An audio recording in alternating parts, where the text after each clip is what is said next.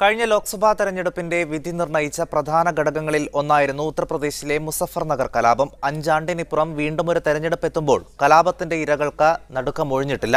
ആർക്ക് vote നൽകുമെന്ന ചോദ്യത്തിന് തികഞ്ഞ രാഷ്ട്രീയ മറുപടിയുണ്ട് കലാപാനന്തര കോളനികളിൽ ഓരോ വോട്ടർക്കും. കലാപം കത്തിയെരിഞ്ഞ മുസഫർനഗറിൽ അതിന്റെ കനൽക്കെടു മുമ്പായിരുന്നു 2014 തെരഞ്ഞെടുപ്പ് നടന്നത്. ആ തെരഞ്ഞെടുപ്പ് സമയത്ത് ടെന്റുകളിൽ കഴിഞ്ഞിരുന്നവർ ഇന്ന് ഇതുപോലെയുള്ള കോളനികളിലേക്ക് മാറ്റിപ്പാർപ്പിക്കപ്പെട്ടിട്ട് വർഷങ്ങളായി.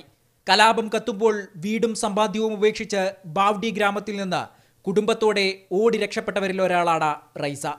8 तारीख को 8 बजे झगड़ा हुआ था. पहला तो नसीम जाके कुछ नहीं होने का, हमारा गाँव मासा कभी कुछ नहीं हुआ.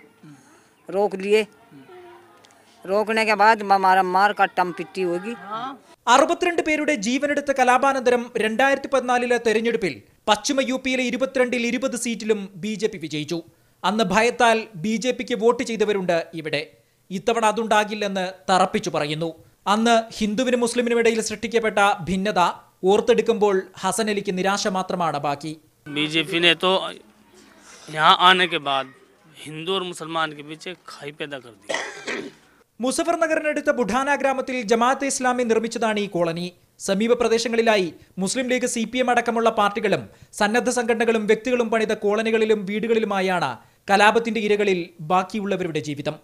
PM ഷാഫിക്കൊപ്പം TK Rashid.